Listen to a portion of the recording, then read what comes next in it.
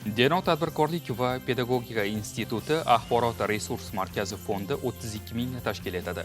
Axborot resurs markazida jami 5 ta bo'lim mavjud bo'lib, bugungi kunda talabalarga sifatli axborot kutubxona xizmati ko'rsatib kelinmoqda.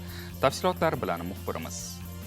Bugungi kunda Denov tadbirkorlik va pedagogika instituti axborot resurs markazi 3 qavatdan iborat bo'lib, har bir qavatdan unumli foydalanib kelinmoqda. Bir vaqtning o'zida kitobxonlarga xizmat ko'rsatish hajmi 350 nafarni tashkil etadi. Markazdan talabalardan tashqari mahalliy aholi vakillari ham unumli foydalanib kelishadi. Ayni vaqtda kutubxona fondi 14538 nomda 34915 sondagi adabiyotlardan iborat. Shu bilan birga kitobxonlar markazidan elektron kutubxona tizimida 32666 dona elektron darsliklar, 41550 dona elektron o'quv qo'llanmalar, 24563 dona elektron boshqa turdagi adabiyotlar, jami 98779 dona kitoblardan foydalanib kelishmoqda. Axborot resurs markazi fondini boyitish maqsadida darslik, o'quv qo'llanmalar hamda badiiy adabiyotlar sovg'a tariqasida topshirildi. Jumladan davlatimiz rahbari tomonidan chop etilgan yangi kitoblarni taqdimoti talaba yoshlarga eshittirilayotgan bo'lsa, ikkinchisi bu institutimizda faoliyat yurituvchi 56 nafar professor o'qituvchi tomonidan 1364 dona kitoblari mana shu axborot resurs markaziga olib kelingan.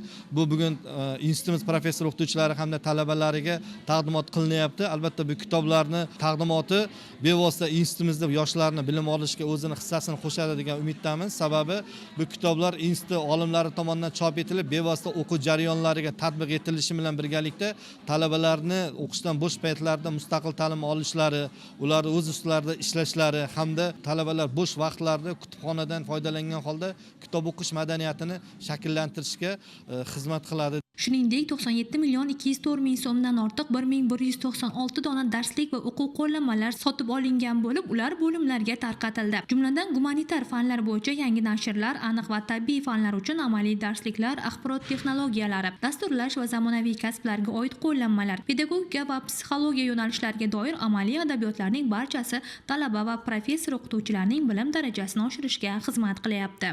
Axborot resurs markazida xodimlarimiz tomonidan yangi avlod adabiyotlarini shu talabalarimiz uchun, professor o'qituvchilarimiz uchun maxsus tezkor skanerimiz orqali skanerlab institutimizning saytiga joylashtiryapmiz.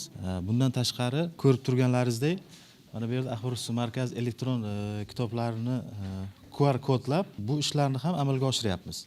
Yangi kitoblarning barchasini ishlov berilib, Arem fondiga joylashtirilyapti. Axborot resurs markazida elektron darsliklar va qo'llanmalar, onlayn ma'lumotlar bazalari, video ma'ruzalar, tezkor izlash tizimi, elektron kutubxona 24/7 rejimda ishlaydi va foydalanuvchilar o'z telefonlari yoki kompyuterlaridan istalgan vaqtda undan foydalanish imkoniyatiga ega. Yangilangan o'quv zallari, kompyuter xonasi va Wi-Fi tarmog'i, multimedia jihozlari, mustaqil ta'lim maydonlari, maslahat va yo'riqnoma xizmatlari, tashrif buyuruvchilar uchun qulay, shinam va samarali o'quv muhiti yaratish axborot resurs markazining maqsadlaridan biri hisoblanadi. Bularning barchasi markazda kitobxonlarning samarali foydalanishiga xizmat qiladi.